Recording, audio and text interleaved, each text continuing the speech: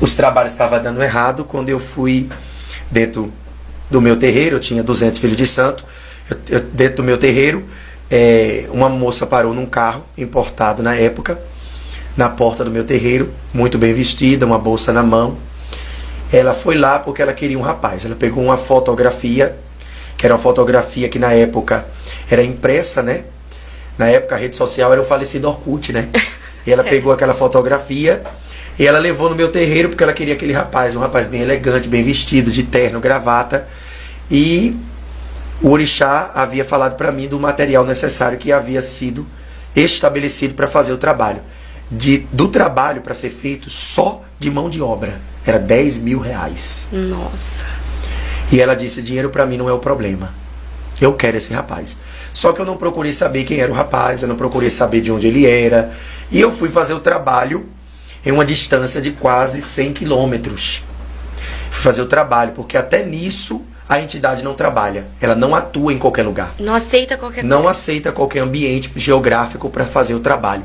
Quando eu cheguei para poder comprar o material para fazer o trabalho e reunir alguns dos filhos de santo, Ieked, Ogã, para fazer o trabalho, até no determinado lugar, era 3h40 da noite, eu nunca esqueci isso.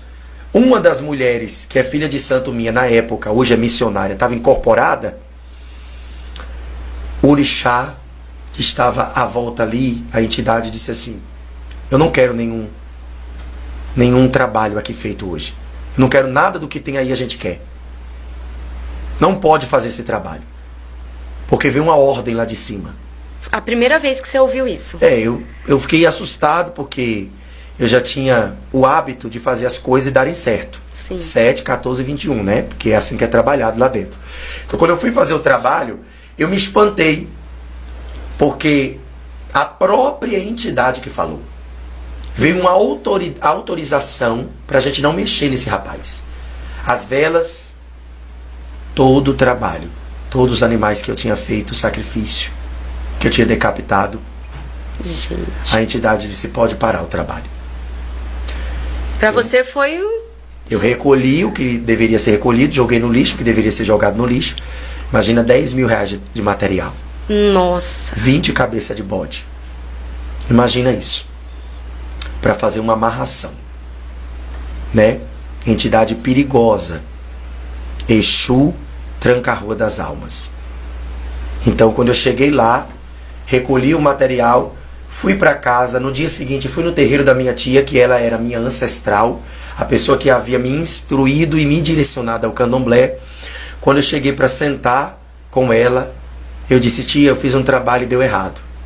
Ela olhou para mim com aquela sabedoria que só ela tinha e disse, você procurou saber com quem você estava mexendo? Nossa. Falei, não. E precisa? Ela falou, deve. Nunca esqueci isso, igreja. Ela disse, nem todo trabalho que você faz derruba todo mundo. Porque nem todo mundo é fácil de derrubar. Ela disse, eu te dei todas as instruções de dentro do axé. Mas tem uma instrução que eu esqueci de te dar. Ela levantou o óculos, sentou comigo e disse, você pode matar, sacrificar, arriar despacho e obrigação é boi e é bome para qualquer entidade.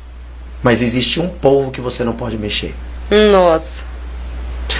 Esse povo é diferente de nós. Eu falei, como eles são? Ela disse, eles são diferentes da gente, porque quando a gente quer fazer, a gente mete a mão na cara e a gente faz. Eles não. Eles vão para casa e faz uma reza de pé para trás e o que é para dar certo dá errado. Não. Eu disse pé para trás, ela falou, eles se curvam diante do Deus deles. E o Deus deles não deixa que a macumba pegue neles. Falei, a senhora quer dizer que eu vou ter que entregar o dinheiro de volta à mulher que me procurou porque quer o homem da fotografia? Ela falou, sim. Porque não adianta você mexer com aquilo que os orixás não dá conta.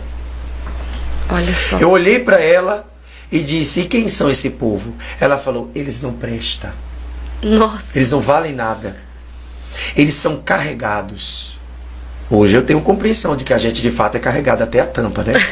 Do poder e da unção. Ela disse assim, eles são carregados. Não mexa com eles. Eu disse, não vou devolver não.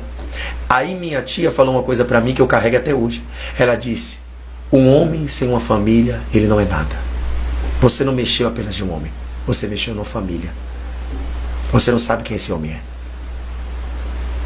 Quando eu fui identificar, eu ainda continuei enganando a mulher de que eu iria devolver o rapaz para ela. Uma semana depois do que eu tinha ouvido isso sobre as pessoas que minha tia havia falado, que são os evangélicos, eu peguei um dos motoristas, fui no endereço onde era o endereço que morava o rapaz, e fiquei numa distância muito longe, atrás de um poste que estava com a luz apagada. Eu segurei o meu guia, segurei o meu rungebe e comecei a chamar o nome dos orixá. Era interessante porque já era um período mais longo da noite. Naquele tempo, o povo nordestino dormia 6 para acordar 5 para trabalhar.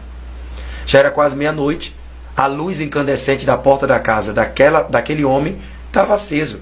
Quando eu cheguei do outro lado da rua, que eu fiquei olhando e coloquei a mão no rungebe e comecei a chamar o nome das entidades, a entidade materializou a minha volta e não conseguia atravessar a rua para entrar na casa do homem. Era como se elas tivessem uma barreira que impedisse elas de entrarem dentro daquela casa. A metade da janela estava aberta, passou pela janela, eu enxerguei de longe uma senhora de cabelo branco. Eu deduzi, é a sogra. Logo em seguida passou uma mulher, elas estavam gritando, não dava para ouvir o que elas estavam gritando. Aí quando passou eu disse, aquela deve ser a esposa, porque aquele homem que aquela mulher me pagou era o marido da melhor amiga dela. E ela havia saído da igreja, porque ela queria o marido da outra. Meu Deus. E a casa estava suja. Sabe aquele povo que vai para a igreja e às vezes quer destruir o casamento dos outros? Quer tocar na família alheia?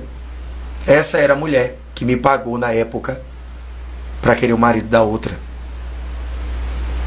Aquela mulher saiu para a porta da casa dela com as mãos pingando de óleo ungido. Ela não estava me vendo porque eu estava no escuro, todo de preto. Quando ela estava na porta da casa dela, sem ver, mas pelos olhos espirituais, ela levantou as mãos em direção ao outro lado da rua. Ela disse, Satanás, eu já te vi. Eu te dou uma ordem agora, por um caminho você veio, por 7 você vai voltar. Meu corpo paralisou, minhas mãos suavam e transpiravam. A minha sensação era que meu espírito saiu de dentro do meu corpo. Nossa, que experiência. A autoridade daquela mulher foi tão grande que ela gritava que às vezes o pescoço dela ficavam para fora. E ela disse assim, eu e minha casa serviremos ao Senhor. Olha só. Sabe o que ela estava fazendo?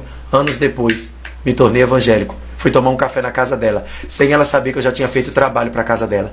Ela disse, você acredita que sempre eu vejo um demônio na porta da minha casa, já vieram fazer até trabalho na minha porta? Eu olhei para ela e disse, fui eu que vim fazer.